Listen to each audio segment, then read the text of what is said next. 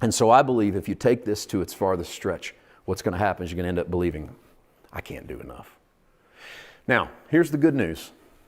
That's actually not a terrible place to land, is I can't do this. Because what could happen when you finally admit you can't do this is you might turn to Jesus and say, all right, because this, by the way, is where I got. All right, if I'm going to make it, you got to do it. Because I'm done. I can't please you. And maybe, admittedly, maybe I'm confusing you with church leadership. And maybe I'm even confusing you with my own conscience. And I'm open to that. So I'll tell you what I'm going to do. This is on you. You came all the way down here and died for me and raised from the dead, and I do believe that. Then it's got to be better than this. Because if this is all there is, I'm going to tell you right now, I'm not going to make it. So I give up. And man, when you give up, it's like the moment you were walking on water 1 second and then you're sinking, and then no matter how far away Jesus was from Peter, the text says immediately he reached down and pulled him up. I used to think, wow, he made it all the way arm's length from Jesus and then sank. Stupid Peter. I did. I used to think that. Stupid. You made it arm's length from Jesus and sank, and the Holy Spirit began to deal with my heart. One day I remember him saying to me, how do you know he was an arm's length away? I said, well, because you immediately reached down. He said, my arm's a lot longer than yours. I'm always, he said to me, an arm's length away from you. You may be miles from me, but I'm always an arm's length away. You run, you give up. I'm not scared, son.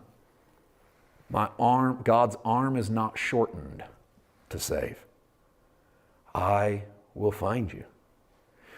See, I count this such a privilege to come here and say this to you, to know that what we say tonight goes out to people on video and audio. Because to me, this is the cool water that men need in their soul if they're going to go face this world. And when you finally taste it, you are invincible. I don't mean you won't physically die or you can go jump off a cliff, but I mean when it comes to being one of the sons and daughters of God, you've tasted and seen that the Lord is good, you are now invincible. You stand as one of his kids and say, I am worthy by faith in Jesus. I am not worthy because I'm good. I am worthy because he's good. When Jesus said to his disciples, O ye of little faith, I want to do this. I know I told you I was closing. I promise this is it. I'd have to do one comparison for you, okay? What did Jesus say to the centurion? Great is your faith. I haven't seen this great a faith in all of Israel. Great faith. Sounds like quantity. Like he's got a lot of it. You guys don't have very much, but he's got a bunch. And then they're in the boat with Jesus and he's asleep and they're not. And that's the problem. Never be in a boat with Jesus asleep and you're not asleep. If you're in a boat and Jesus is asleep and you're not asleep, you're the one that's in trouble. You're the one who needs to go to sleep, not what they did. Lord, wake up! Don't you care that we perish? He wakes up, he calms the storm, he turns to the disciples. This had to be a sweeping moment of, oh boy. Would you imagine if you were in the boat and Jesus turns to look at you and suddenly you're infatuated with the deck of the boat? We really need to scrub this thing down when we get there. And Jesus says to them, ye of what? Little faith. And I've thought, quantity, they don't have much. I don't think Jesus is describing quantity of faith. I think he's describing the quality of faith. And the quality of faith is different than the quantity of faith, because little faith is being influenced by what you see. Great faith is being influenced by what you can't see.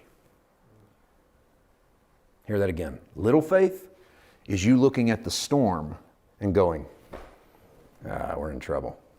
Jesus called that little faith. Great faith is you looking at Jesus and going, I'm not even worthy you can step in my house. But I got a feeling that you're the kind of guy that could like snap his fingers and this thing would be taken care of. And Jesus goes, that guy believes for what he can't see. Little faith falls apart by what it sees. Great faith takes a stand with what it can't see.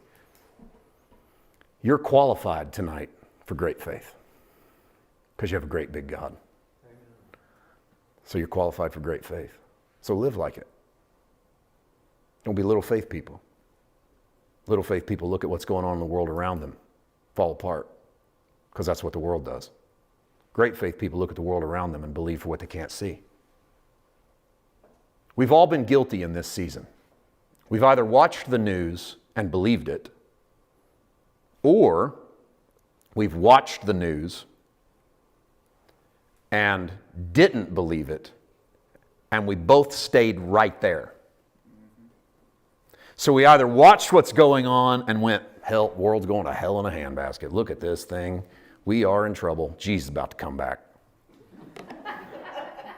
That's the landing spot for most Christians. Like, Jesus is about to come back. Well, bless God, he better. Because if he doesn't, world's not going to make it.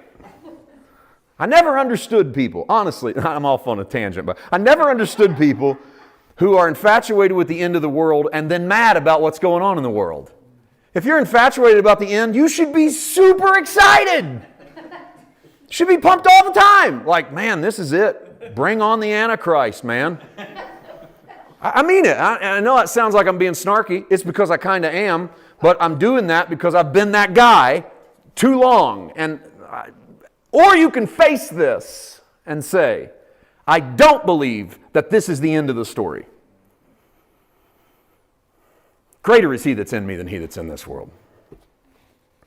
It's not about who's lying, who we can trust, who's telling the truth. It's about how we face what we see and how we treat what we don't see. That's our discussion. And Christians are sitting around fighting about which media outlet's telling the truth. We're doing the same thing non-believers are doing. We didn't add anything but noise. What we ought to be doing is looking at it with a whole different set of lenses. It's not about figuring out who's telling me the truth. It's about knowing the truth is a man named Jesus, and I believe for what I can't see. We can sit around all day and talk about what we see and get in fights, and we are. Or we can look at what we can't see and make a determination and be the centurion that goes, I'm not worthy God to be this good, but I think he probably is. And here's what I believe he can do. Doesn't that sound like a better version of the faith? It's what Jesus called great faith.